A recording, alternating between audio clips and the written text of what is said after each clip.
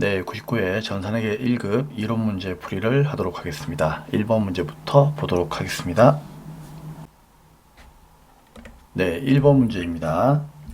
다음 중 손익계산서 작성 시 따라할 원칙이 아닌 것은 무엇입니까? 정답은 2번이 되겠죠.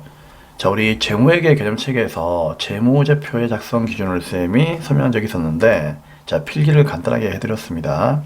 재무상태표 작성 기준과 손익계산서 작성 기준이 있었죠. 자, 이들의 공통점이 하나 있었죠. 누구였습니까? 총액 표시였죠. 그러면 손익계산서에서의 총액 표시는 어떤 걸 의미하는 거죠? 예를 들어서 내가 어떤 거래처에게, 예를 들어서 갑이라고 하는 거래처가 있다. 그럼 이 거래처한테 내가 채권이 얼마가 있다, 갚아야 할 돈이 100원이 있고, 그 다음에 채무가 얼마가 있다, 갚아야 할 돈이 30원 있었다면은 실제로 이걸 상계해가지고 70원 보고해도 되는 거죠. 그렇죠? 근데 우리 회계는 그렇게 하지 말란 얘기예요. 왜? 우리 회계는 이렇게 보고하는 걸 좋아하지 않아요. 그냥 그 사람한테 100원 갚을 게 있으면 100원 받을 게 있으면 받을 거 그대로 보고하고 30원 갚을 게 있으면 그대로 보고하라는 얘기예요. 그러니까 총액으로 표시하라는 얘기죠. 그래서 정답은 2번이 되겠습니다. 그래서 순액주의가 나오는 것은 원칙이 아니에요. 하지만 예외적으로 갑이랑 거래했을 때 이 둘을 상계하자라고 이렇게 별도의 약정이 있었다면 그런 경우에는 상계 표시가 가능합니다. 아시겠죠?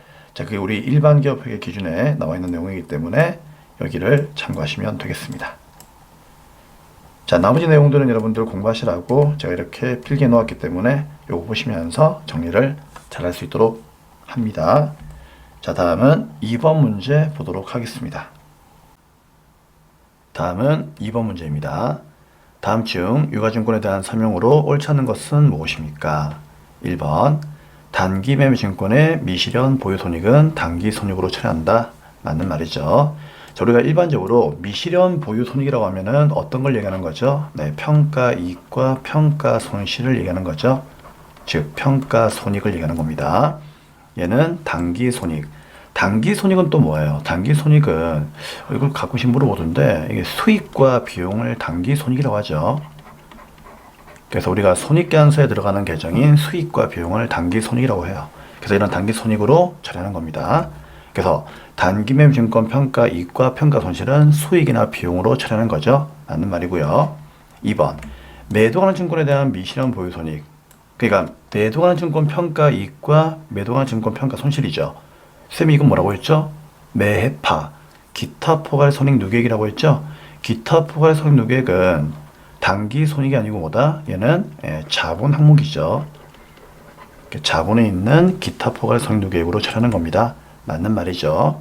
그래서 같은 평가 손익이지만 어디로 분류가 되는지는 서로 다르다는 얘기예요. 자, 3번. 만기 보유증권은 공정가치로 평가한다. 틀린 것은 3번입니다. 여러분, 공정가치로 평가하는 건 누구였죠? 위에 보이는 단기매매증권과 매도가능증권입니다. 단기매매증권하고 매도가능증권은 우리가 흔히 말하기를 이렇게 싸게 사가지고 비싸게 파는 목적이잖아요. 그런 것들은 매년마다 뭐다?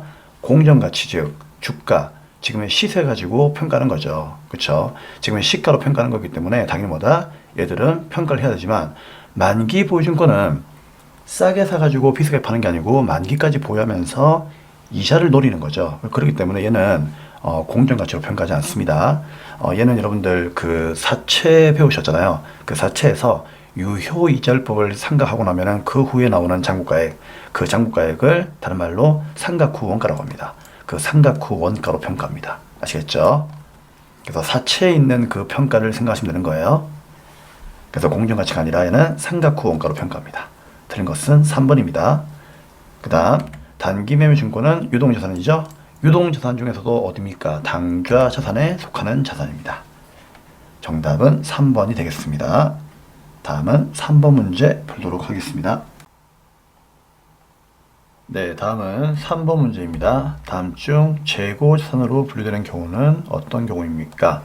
자, 우리 재고자산은 일반적으로 판매 목적으로 보유하고 있는 자산들을 얘기하는 거죠. 그러니까 상품이나 제품 이런 것들을 얘기하는 거죠. 원재료. 원재료는 당연히 만들어서 팔아야 되는 거기 때문에 당연히 재고자산이 맞습니다.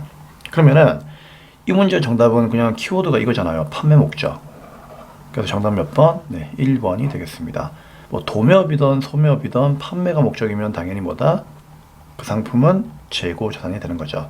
쉬운 문제였습니다. 그렇죠? 그럼 2번은 왜 틀린 겁니까? 2번은 공장 이전을 위하여 보유 중인 토지랍니다. 유형 자산이고요.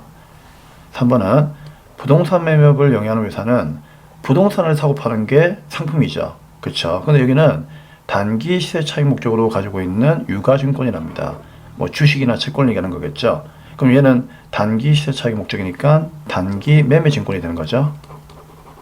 맞습니까? 단기 매매 증권은 당좌 자산입니다. 그래서 재고 자산이 아닌 거죠. 그 다음에 4번은 서비스업을 영위하는 회사가 사옥 이전을 목적으로 보유 중인 건물이 있다. 요거는 이제 뭐죠? 당연히 유형 자산이 되는 거죠. 그래서 1번이 정답이 되는 겁니다. 자, 밑에 해설에 잘 나와 있으니까요. 한번 읽어보시면 될 것 같아요. 특히 이 부동산 매매업은 여기 보니까 뭐 단기 시세 차익 목적으로 보유하는 유가증권은 투자 자산에 해당된다라고 되어 있는데 이 투자 자산은 일반적으로 그냥 단기 투자 자산을 얘기하는 것 같아요. 그렇죠? 그렇게 이해하시면 될 것 같습니다. 자, 다음은 4번 문제를 보도록 하겠습니다. 다음 중 아래의 빈칸에 공통으로 들어갈 내용으로 가장 적합한 것은 무엇입니까? 자, 그러면 이 내용을 먼저 풀기 전에 우리가 밑에 있는 이 해설 내용을 좀 보도록 하겠습니다. 우리 회계에서 자산을 교환할 수가 있다고 되어 있어요. 그쵸? 그러니까 어떤 기업과 어떤 기업끼리 자산을 교환할 수가 있는데 그때 같은 종류의 자산을 교환할 거냐 아니면 다른 종류의 자산을 교환할 거냐에 따라서 동종과 이종 자산으로 나눕니다. 여기 있는 이종은 이제 다른 종류의 자산이다 그런 뜻이에요. 그러면 예를 들어서 내가 전산회계 1급책을 가지고 있는데 여러분도 전산회계 1급책 가지고 있겠죠. 그러면 여러분의 전산회계 1급책과 쌤의 전산회계 1급책이 똑같은 책인데 이걸 서로 교환한 거예요. 그러면 쌤한테는 붕괴한다면 차변의 전산회계 1급책이 들어오겠죠. 그쵸? 당연히 이건 누구겠습니까? 여러분들이 가지고 있는 책이 쌤한테 들어오는 거죠. 그리고 쌤은 여러분께 책을 드린 거예요. 그쵸? 이거는 이제 쌤이 여러분께 드린 책이죠. 그쵸?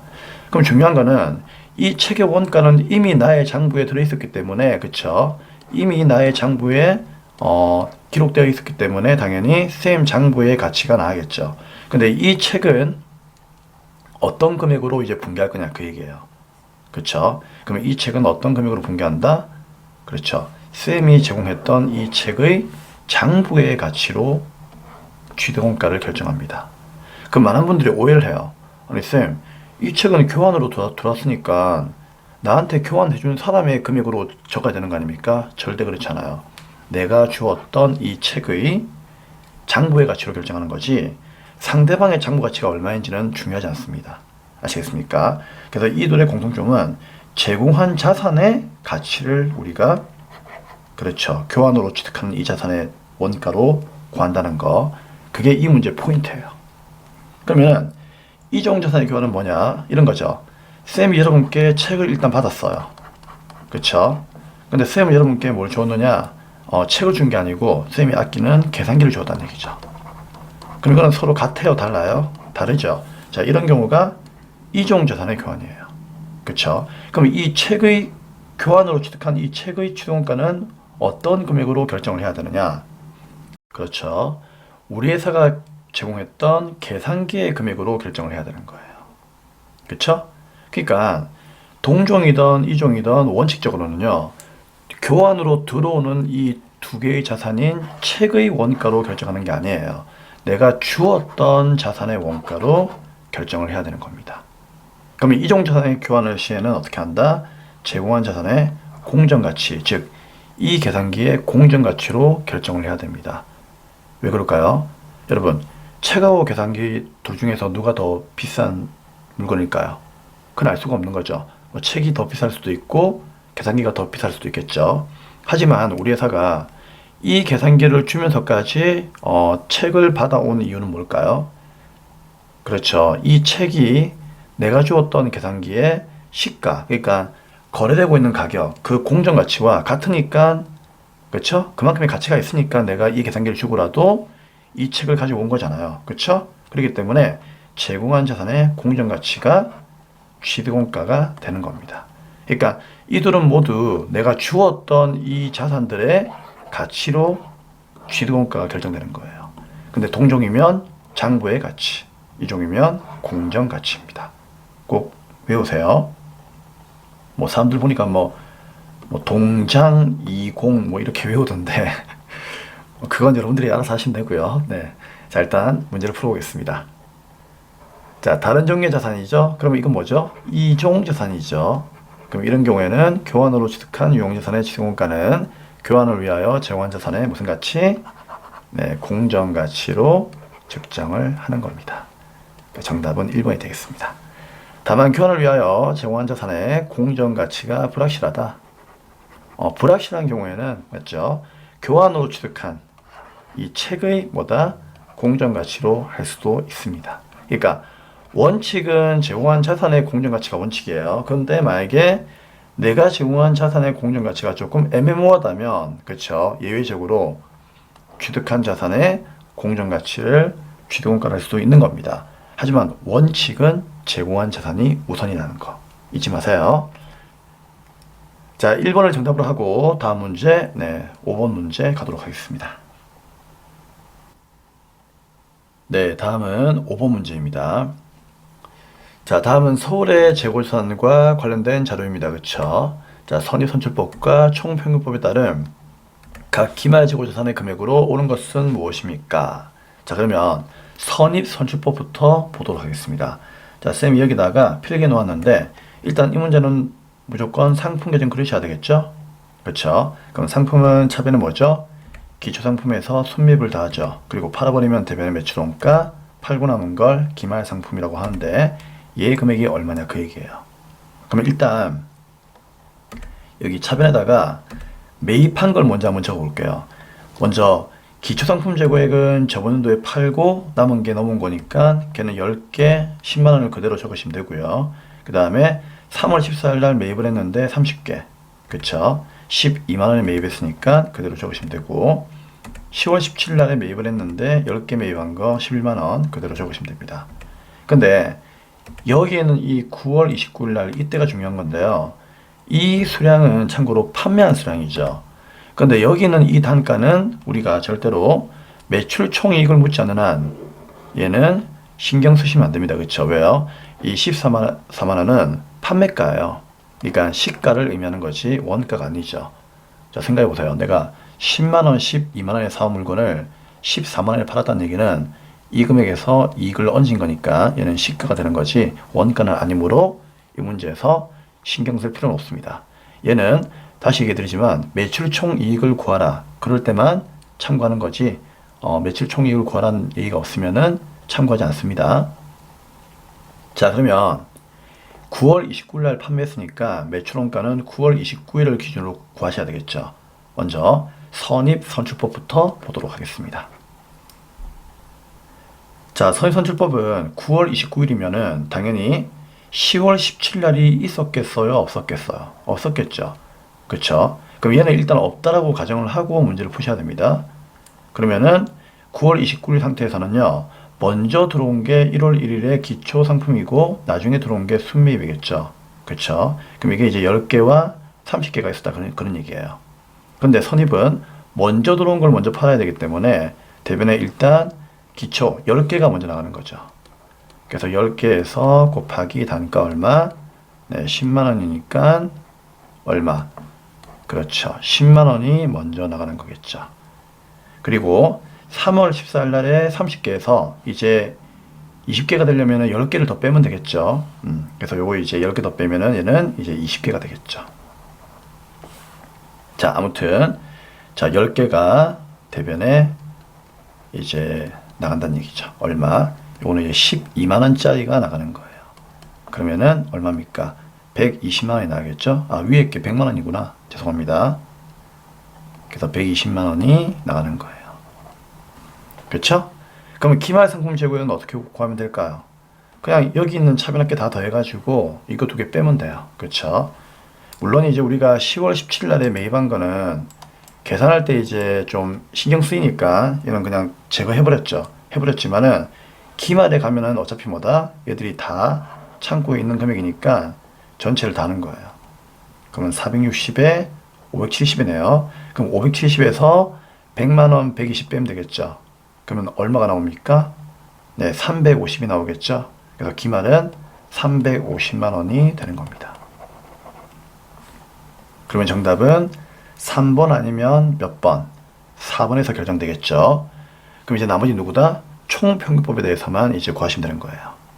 자, 총평균법은 실지재고조사법 하의 그렇죠. 평균법이죠. 그러니까 총평균법은 이동평균법과는 달리 기말에 무조건 그렇죠. 재고를 파악을 해서 기말 상품 재고액을 구하는 거죠. 그리고 나서 이제 매출원가를 빼는 거잖아. 그렇죠? 자, 그래서 총평균법은 기말에 매출원가가 구해지는 거고 이동평균법은 실시간으로 구하는 거기 때문에 9월 29일 날에 이제 매출원가를 구하는 겁니다. 근데 이 문제는 총평균법이니까 기말의 총평균 단가를 먼저 구하셔야 되겠죠. 그래서 그 단가를 한번 구해보도록 하겠습니다. 자, 잠시 쌤이 칠판을 좀 지우겠습니다. 네, 그러면 이제 총평균법으로 구해보겠습니다. 총평균법은 어차피 기말에 가서 전체 평균 단가를 나누는 거기 때문에 자, 1월 1일 날 기초재고액을 그대로 또 적으시면 되고요. 자, 3월 14일 날 매입한 거 그대로 차변에 적으시면 되고 10월 17일 날 매입한 거 그대로 적으시면 돼요. 그리고 기말에 가가지고 전체의 평균 단가를 구하시면 되는 겁니다. 자, 그러면 차변에 보시면 이제 상품의 창고에 저번 연도에서 넘어온 물건이 100만원이 있었고 그 다음에 순매입액이 360이 있었고 그 다음에 10월 17일 날에 또 110을 매입을 했죠. 그럼 전체 합이 얼마예요? 570만원 되는 거죠. 맞습니까? 그럼 여기에 전체 합은 570이 되는 거예요. 이해할 수 있겠죠? 근데 이게 전체 몇 개입니까? 10개, 30개, 10개니까 50개죠. 그러면은 여기에서 50개를 나누어 가지고 그렇죠? 여기에 뭐다? 평균 단가를 구하시면 되는 거예요. 그래서 이 단가가 아니라는 얘기죠. 평균 단가. 그럼 570만 원에서 그렇죠? 나누기 50을 하게 되면은 얼마 나온다?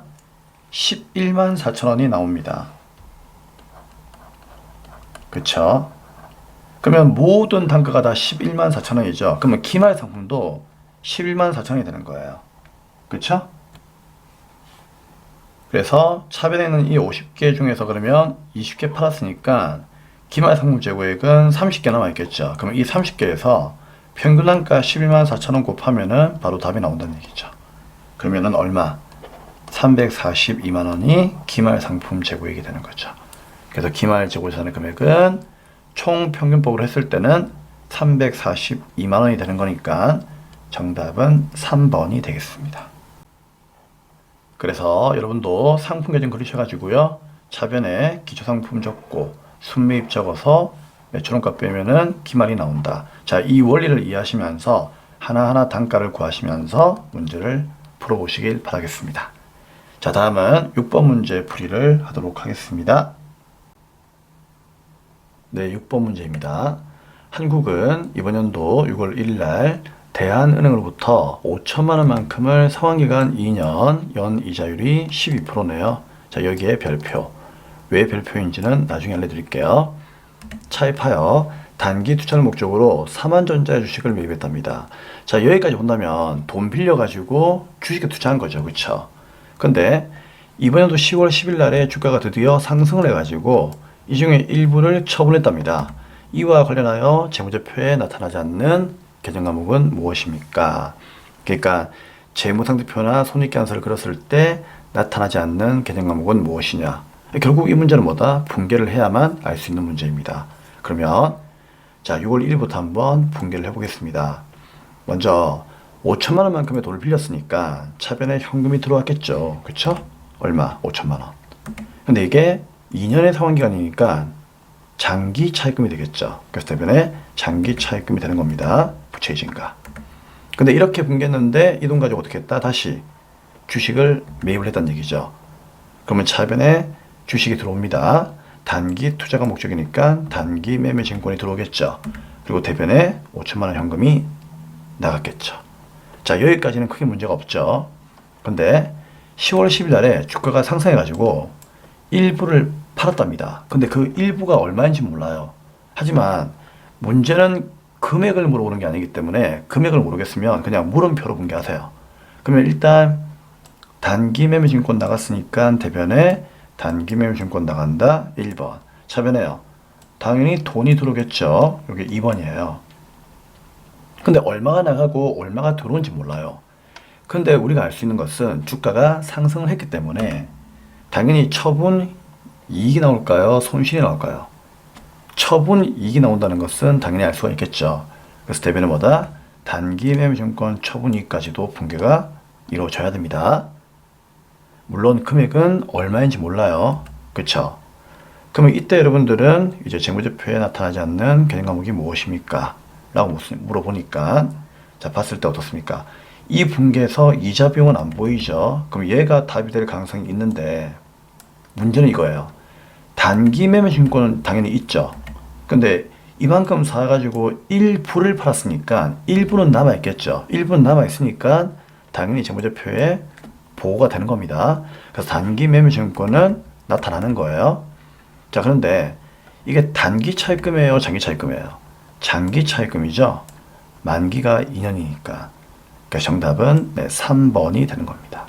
아시겠죠? 그리고 주가가 상승했을 때 팔았으니까 당연히 뭐다? 단기매매증권 처분이익이죠. 자, 그래서 4번은 당연히 나타나겠죠.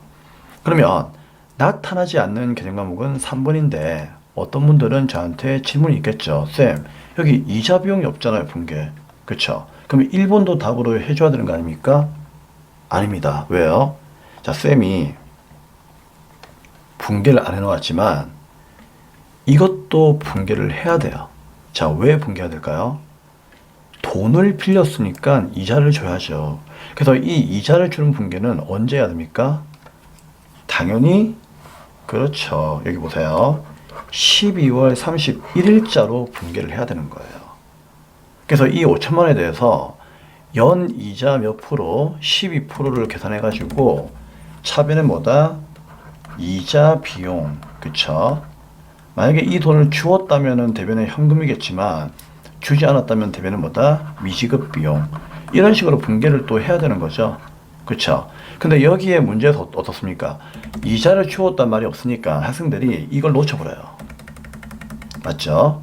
하지만 우리 회계는 발생주이기 때문에 이번 연도 6월달부터 돈을 빌렸으니까 6월 1일부터 12월 말까지의 이자는 당연히 인식해야 됩니다. 그렇기 때문에 이자 비용도 재무제표에 나타난다는 거 반드시 참고하셔야 됩니다. 그래서 3번이 정답이 되는 거죠. 네, 다음은 7번 문제입니다.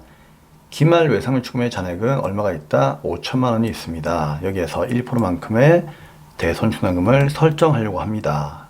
무슨 얘기죠? 1%만큼을 떼인 게 아니고요. 떼일 것 같아 그 얘기예요.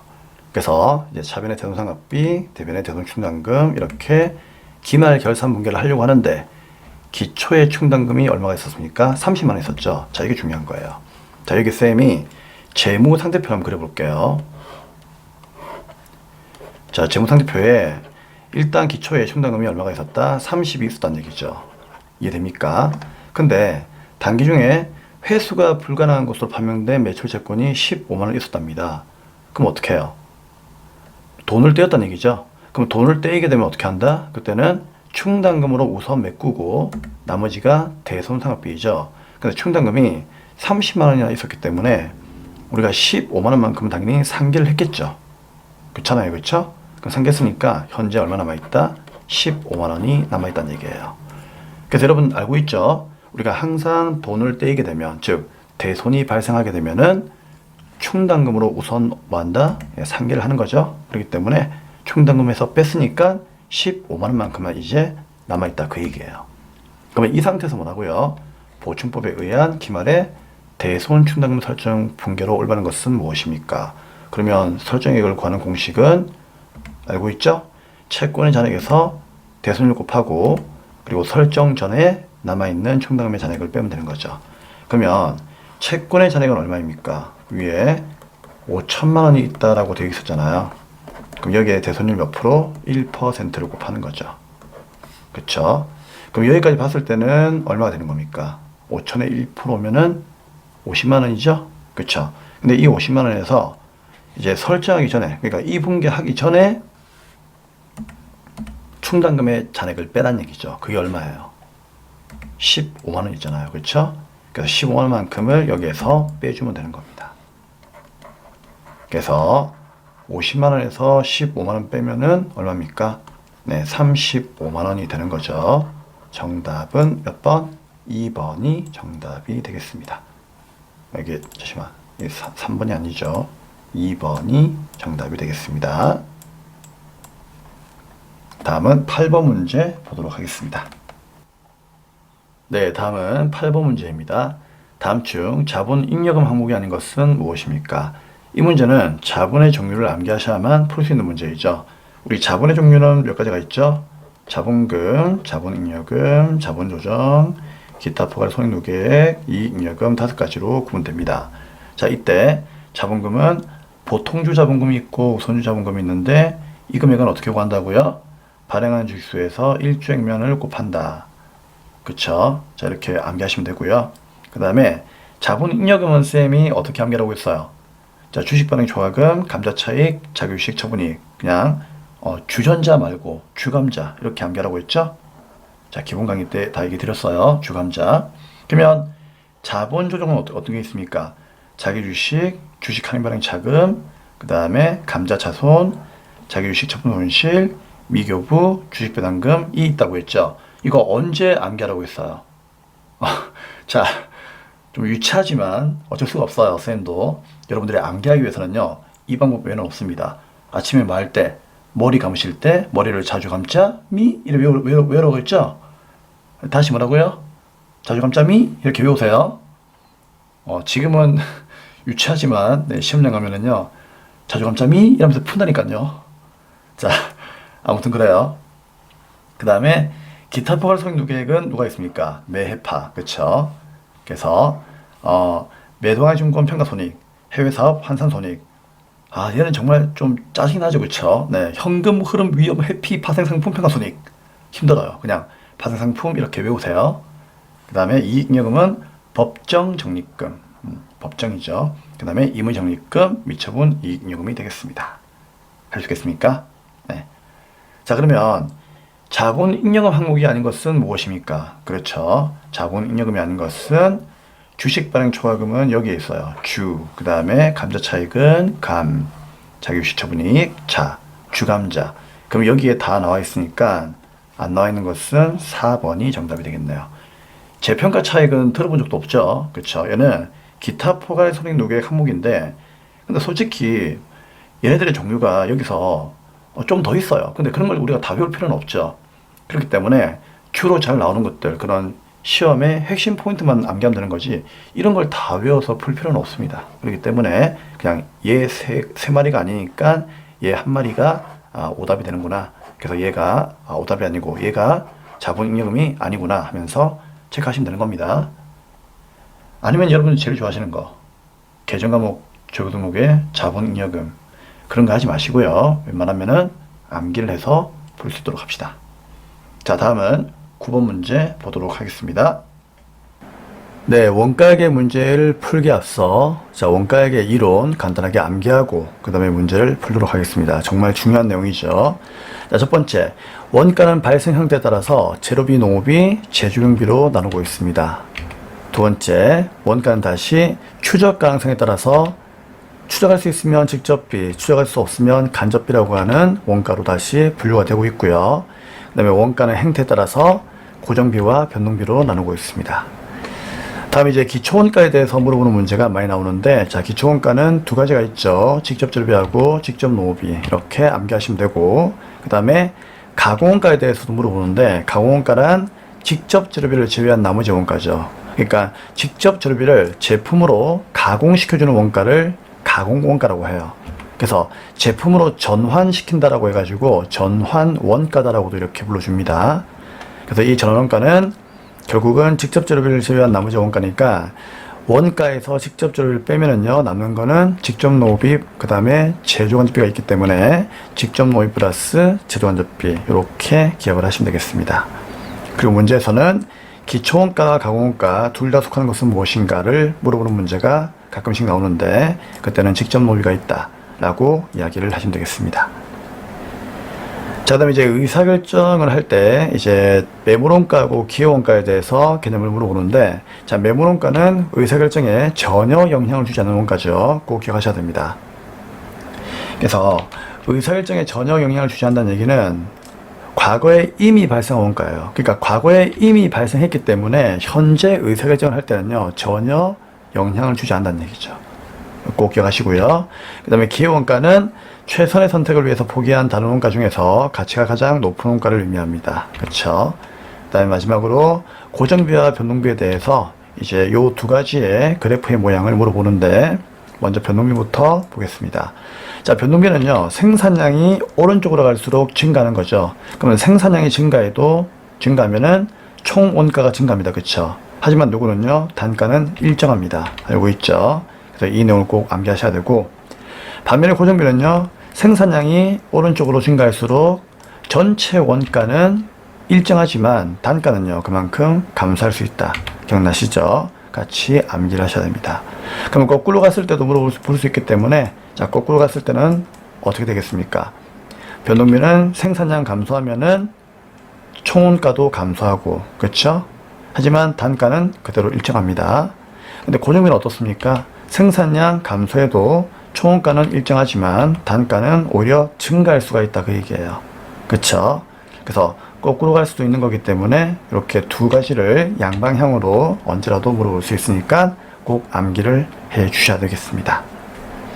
자, 그럼 이제 원가액의 문제 풀이하도록 하겠습니다. 네, 9번 문제입니다. 다음은 제조원가와 관련된 자료입니다. 단기제품 제조원가는 얼마입니까? 우리 단기제품 제조원가를 줄여서 뭐라고 하죠? 제품이라고 하고, 다른 말로는 완성품이다 라고 이렇게 이야기를 하는 거죠. 맞습니까? 네. 그러면 이렇게 문제가 나올 때는 쌤이 항상 어떻게 문제를 풀려고 했죠? 제공품하고 제품 계정을 그리면 됩니다 라고 얘기를 했죠. 근데 결론부터 얘기 드리면 이 문제는 제품 계정까지는 필요 없습니다. 제공품 계정을 그리시면 되겠습니다.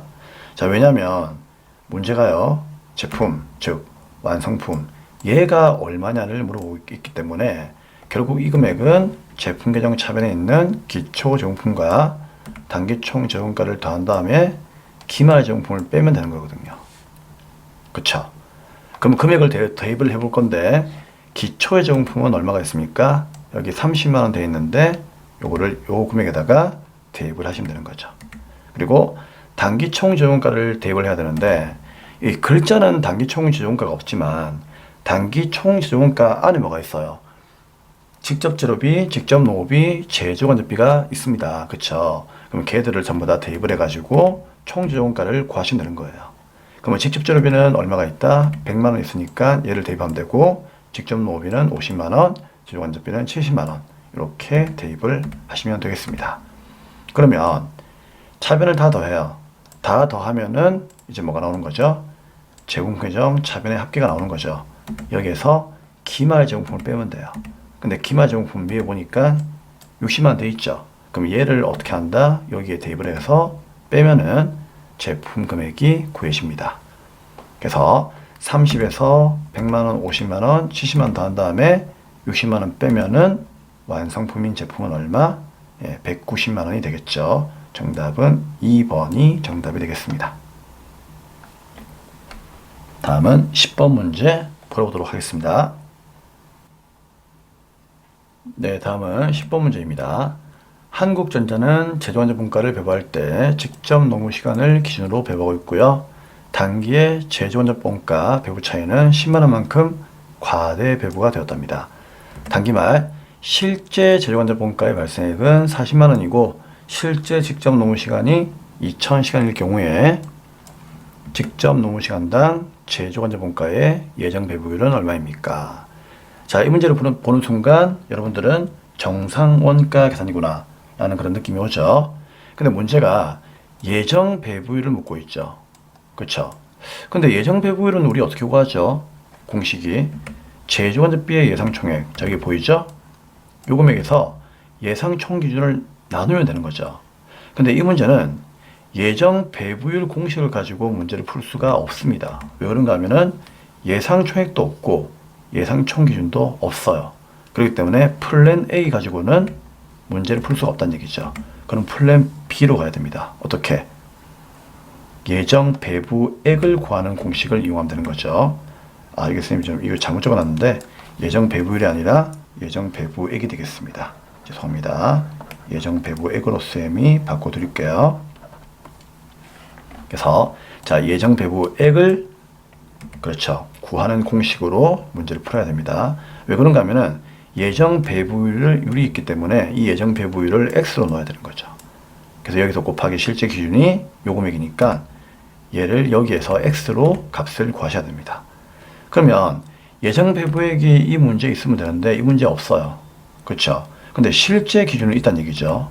어디에? 실제 직접 노무 시간이 실제 기준이니까 여기가 2000시간이 되겠죠. 그럼 얘는 당연히 뭐다? 여기에서 2000으로 이렇게 기재하시면 되겠습니다. 그럼 얘만 구하면은 x를 구할 수가 있는 건데, 그렇죠? 당연히 얘를 구하려면은 어쩔 수 없이 세팅을 할 수밖에 없다, 그런 얘기죠. 그래서 쌤이 항상 세팅을 하라고 하는 이유가 이것 때문이에요. 자, 그러면 예정 배부율을 구하려면은 우리가 뭘 알아야 돼요? 여기에서 실제 배부와 배부 차이를 알아야 되겠죠? 근데 실제 배부가 나와 있어요. 얼마? 40만 원. 그렇죠? 그럼 여기다가 40만 원을 적어 주시면 되는 겁니다. 그리고 배부 차이가 나와 있습니까? 네, 나와 있습니다. 어디에? 배부 차이는 10만 원만큼 과대 배부였습니다. 그럼 여기다가 10만 원만큼의 과대 배부액을 적어 주시면 되는 거죠.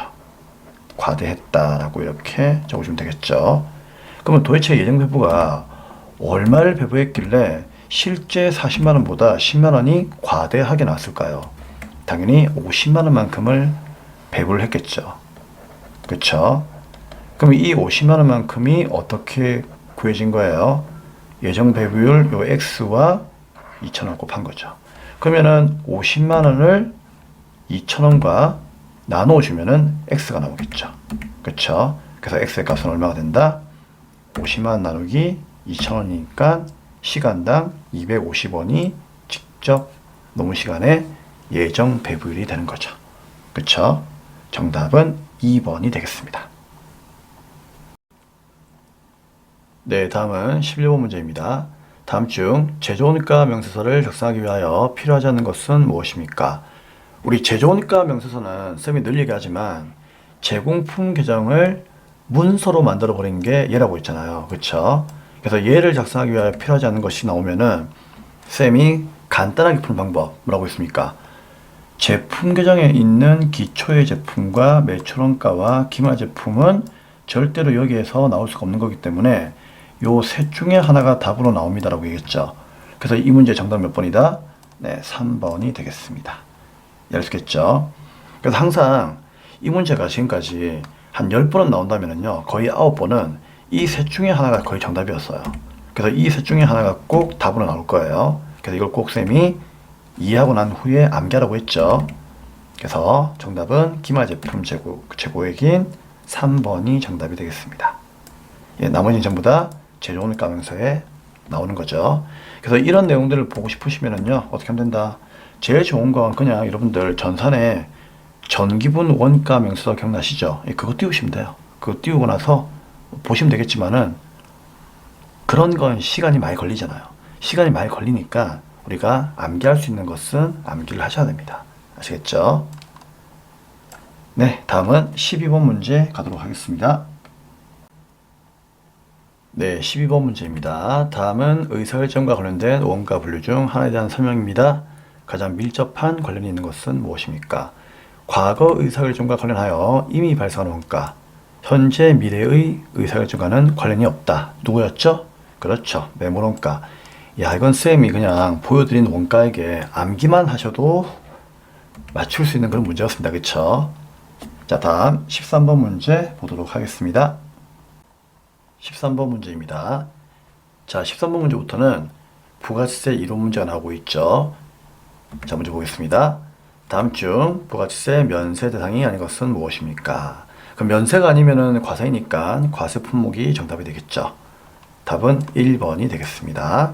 자, 항공기에 의한 여객 운송 능력은 과세이죠. 우리가 흔히 알고 있는 뭐 대한항공, 아시아나항공, 그쵸? 자, 이런 이제 항공업체를 얘기하는 건데 과세업자가 되겠습니다. 자, 2번 도서, 신문, 잡지, 관본은 면세이죠. 국민의 알 권리 위해서 면세를 해야 되겠죠. 사람은 누구나 이제 공부를 해야 되고 알 권리가 있는 거니까 자, 신문도 봐야 되고, 그쵸? 그 다음에 연타, 무연타는 국민의 기본적인 난방 에너지예요. 그렇기 때문에 당연히 면세해야 될 것이고, 우표는 국민의 기본적인 통신 수단이고, 인지증진은 이제 세금에 속하는 거기 때문에 세금은 면세입니다. 그리고 복권은 어떻습니까? 복권의 수익금은 당연히 공익을 위해서 쓰이는 거기 때문에 면세가 돼야 된다라고 이야기했죠. 그래서 1번이 면세가 아닙니다. 다음 14번 문제 보도록 하겠습니다. 네, 14번 문제입니다. 다음 중 부가치세의 과세 표준에 대한 설명으로 옳지 않은 것은 무엇입니까? 여러분, 과세 표준이 뭐죠? 우리가 흔히 알고 있는 공급 가액을 얘기하는 거죠. 회계의 개념에서는요, 그냥 판매액이다 이렇게 보시면 되는 거예요. 그쵸? 매출액. 자, 그런데 여기에 대한 설명으로 옳지 않은 게 뭐냐를 묻고 있죠. 그러면 기본 강의 때 우리가 공부한 적이 있었죠. 공급 가액에 포함하는 것, 그 다음에 포함하지 않는 것, 그 다음에 공제하지 않는 것. 무슨 말이죠? 포함한다는 얘기는 과표에다가 더하라는 얘기고요. 포함하지 않는다는 얘기는 빼라는 얘기잖아요. 근데 공제하지 않는다는 얘기는 무슨 말입니까? 그냥 가만히 두어라 그 얘기예요. 건드리지 말아라 과표를.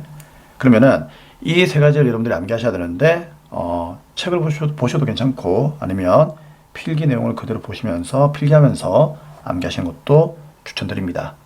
자, 그러면 옳지 않은 것은 무엇이냐? 1번부터 보겠습니다. 대손금은 과세표준에서 공제하지 않는다. 대손금 이거죠. 과세표준에서 공제하지 않는 것 맞습니다. 어떻게 암기하는 거죠? 장대하, 판매장려금, 대손금, 하자, 보증금 이렇게 암기하시면 되겠죠. 2번 공급에 대한 대가의 지급이 지체되었음을 이유로 받는 연체이자는 공급가액에 포함한다. 아니죠. 포함하지 않죠. 왜요? 내가 어떤 사람한테 외상값 받았겠는데 걔가 오늘까지 돈 주기로 했는데 돈 안 주는 거예요. 그럼 내일부터 나는 이자 상당만큼의 손실을 보겠죠. 그래서 어떻게 한다? 야, 그럼 내일부터 이자를 내가 받겠다 그 얘기예요. 그쵸? 그럼 이런 경우에는 이 연체이자만큼은 공급가액에서 포함하지 않는다는 얘기죠. 왜 그렇습니까? 불쌍하죠. 왜? 지금 돈을 못 받고 있는데 거기다가 세법이 와가지고 부가치세까지 과세해버리면 이거는 뭐다? 상처를 주는 거죠. 얘를 두 번 죽이는 거죠. 그렇기 때문에 연체이자는 과표에 포함하지 않습니다. 하지만 할부이자는 포함한다는 거 그렇게 참고하시면 되겠습니다. 정답은 2번이 옳지 않은 것입니다. 자, 3번 금전 이외의 대가를 받았다. 이런 경우는 뭐죠? 당연히 물건 팔고 나서 돈 받아야 되는 건데 얘가 예를 들어서 뭐 자기가 가지고 있는 건물이나 토지나 뭐 기계를 주는 거예요. 그렇죠? 그럼 그때는 어떻게 우리가 과세 표준을 구할 거냐? 내가 팔았던 그 재화 용역의 시가를 그냥 과표로 하시면 됩니다. 그 정도의 시가가 되니까 그 정도의 물건이 들어온 거겠죠. 그 다음에 외화로 대가를 받은 후에 그러니까 달러로 받았다는 얘기죠.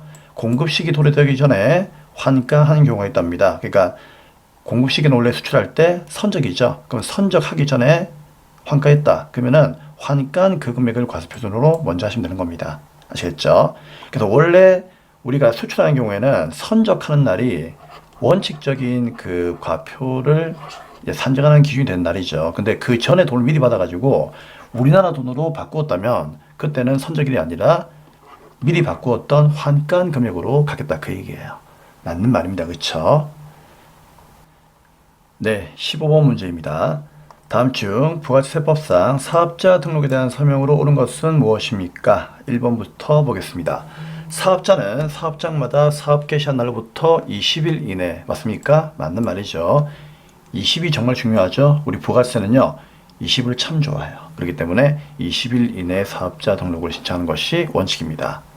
그러나 2번 볼까요? 신규 사업자는 사업 개시일 이전에도 사업자 등록 신청할 수 있는 거 아닙니까? 그렇죠? 근데 얘는 불가능하다고 되어 있네요. 그럼 얘는 틀렸죠. 그렇죠? 그렇기 때문에 2번은 틀린 설명입니다. 근데 문제는 옳은 걸 묻고 있으니까 일단 1번의 답은 나왔어요. 그쵸? 그래서 신규 사업자는 사업 개시일 전에 인테리어 공사도 해야 되고 여러 가지 매입색이 많이 들어가기 때문에 그런 매입색들을 공제받으려면 쌤 얘기했죠. 사업하기 전에 뭐다? 미리 신청하고 나서 사업자 등록 낸 다음에 사업 준비하는 것이 좋다라고 했죠. 왜? 그래야만 매입세 공제가 되니까. 인테리어 공사 비용, 그 다음에 책상, 의자 이런 거 구입해야 되겠죠. 다 사업자 등록을 하고 나서 구입하게 되면은 증빙을 받을 수가 있기 때문에 공제가 된단 말이에요. 그래서 우리나라 세법도 개시일 이전에 사업을 준비하는 기간 동안에 매입세 공제 해주기 위해서 사업자 등록 미리 하는 거, 그렇죠, 허용하고 있습니다. 그래서 가능합니다. 3번, 일반 거주자가 3월 25일 날에 사업자 등록을 신청했답니다. 실제 사업 개시일은 4월 1일입니다. 그쵸? 그러면 언제가 최초의 과세기간이 될 거냐 그 얘기예요. 사업 개시는 4월 1일 날 했지만 등록 신청은 언제 했어요? 3월 25일 날 했죠. 그쵸? 그럼 어떻게 된다? 그렇죠. 신청한 날부터예요. 사업자 등록을 신청했기 때문에 신청한 날부터 과세기간이 되는 거지. 그쵸? 4월 1일부터 6월 말까지가 아니에요. 자, 다음 4번. 사업자 등록의 신청은 사업장 관할 세무서장이 아닌 다른 세무서장에게는 불가능하다? 그렇지 않습니다. 우리나라는 세계 최고의 인터넷 강국이죠. 그래서 다른 세무서장에게 가능합니다. 여러분들 왜 동사무소에 주민등록 등본 떼러 갈 때 있잖아요. 우리 동네가 이 동네인데 다른 동네 가서 떼면은 등본 혹시 못 뗍니까? 그건 아니죠. 다 뗄 수 있죠. 그러니까 다른 세무서에 가서, 그렇죠, 등록 신청도 당연히 할 수가 있다 그 얘기예요. 그렇죠? 우리나라는 IT 강국이다. 그렇게 보시면 됩니다. 그래서 1번이 옳은 정답이 되겠습니다. 네, 이렇게 해서 99회 전산회계 1급 이론 문제 풀이도 마무리를 하도록 하겠습니다. 네, 복습 많이 해주시고요. 다음 회차에서 뵙도록 하겠습니다. 감사합니다.